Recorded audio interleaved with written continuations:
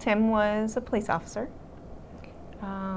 He had served in the military. He was a military police officer before he became an Arizona State Trooper.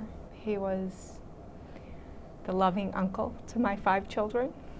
He was a prankster. You know, he was my husband's identical twin, so whenever he would visit, it was like, I now know what his mother went through, because having twins in the family is unlike anything else that you will ever encounter. I mean, twins have a way of communicating with each other that they don't have to speak to communicate to each other, and it's a joy in some ways and an annoyance in another. He was always there to listen, communicate, give me answers. He was that arm I always reached for when I needed it. And I think in a way he reached for us. So we gave equally both ways. And growing up with him all the years I did, it was just kind of that balance that always fit together. He responded to an accident on I-8. There was another officer already there, and the other officer was not in uniform because he was coming from a ceremony, and Tim took over the scene of the accident, and the captain arrived shortly thereafter, and the captain said to Tim, "Hey, you got this." And he's like, "Of course I got this, sir, except for, can you do me one favor? Can you close down the first lane so the ambulance can take this elderly couple who had been in the accident to the hospital?" The gentleman, once he could hear, Tim had said, "You're bleeding, you need to go to the hospital." And the gentleman said, "Well, I can't go until I have my driver's license." And Tim said, "Okay, I'll go put all the information I need in the car, and then I'll bring you your driver's license." So Tim went, and he went to put in the information, and he was sitting in his car, and the captain's car had already blocked off that lane so the ambulance could take off. So the captain's car blocked off lane number 1, and they put up the appropriate signals to warn anybody that was coming up. It was a visible day. You could see all the way down the highway visibly for miles. The truck driver was busy in his cab and not paying attention to driving. He was on his cell phone.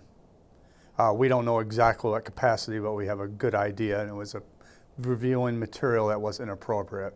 He was coming down lane number 1, and the captain was trying to get a hold of him by any signal, flashing him to stop and run. But at the last minute, the captain couldn't stay there anymore, so he had to jump out of the way. The rig hit the captain's car, exploded it, sending it off to the right, and veered a little bit to the right, hitting my brother's car, which he was the occupant in at that time, pushing it a little ways into the desert, and it continued on to hit a fire engine that had about 10,000 gallons of water in it. That's what stopped that impact from hitting the ambulance with the Applebee's that were in there being transported out. Unfortunately, my brother's car was pushed in, it was smashed, and he was in between. The firemen couldn't get the jaws of life out. They had to beat the back of the fire truck open. The whole time Tim's still alive, and they're talking to him in the car, and they're telling him they're gonna get to him, but they can't even get the jaws of life out to help open him up, to get him out of his vehicle. Tim lived for 20 about 20 minutes. 20 minutes. After the incident. And he was talking to them, and he knew. Tim came to, he was out, then he came to, and he looked around, they said, and he looked at Barry and recognized him and said, "Barry, help me, I can't breathe, help me." And then he went under again, and then Barry said, He realized something bad was happening, got in there, was holding his hand. And then during that duration, while everybody was still working, he could feel the pulse of life leave. The impact of this one person and his one decision affected not only our family, but there were 14 people on the side of that road who no longer, their lives they're forever changed. It's that one person and that one person's decision that if he would have made the right decision, we wouldn't be here. We would still have Tim. I would like to see, much like they have speed regulators on the vehicles, I would like to see an anti-distraction regulator, as much Or as a jammer. a jammer, something, So that- so that You It's- can't use your cell phone while the vehicle's on and traveling. if it's moving, you know, if they're alongside the road, they have a blowout, they're alongside the road, you know, they can still have that opportunity to call their home base and say, hey, I need help.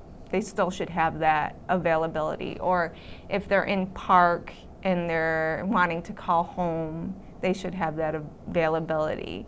But if they're moving above 5 miles an hour, they don't have that availability. That's what I would like to see. I also would like to see a national anti-texting distracted driving bill attached to the national highway safety laws, much like is with drunk driving and the .08, it's attached. And I would like to see that happen. I wouldn't go as far as say I would also like to see the trucking companies regulate their drivers better Exactly. by saying, for instance, no cell phones, period. You check them in at the locker when you get in that truck, you can have back when you get back. They should have an emergency system with the trucking company if a family member needs to call or find out something about them. There's no reason to have that cell phone while they're working. Because that one choice, it can save lives.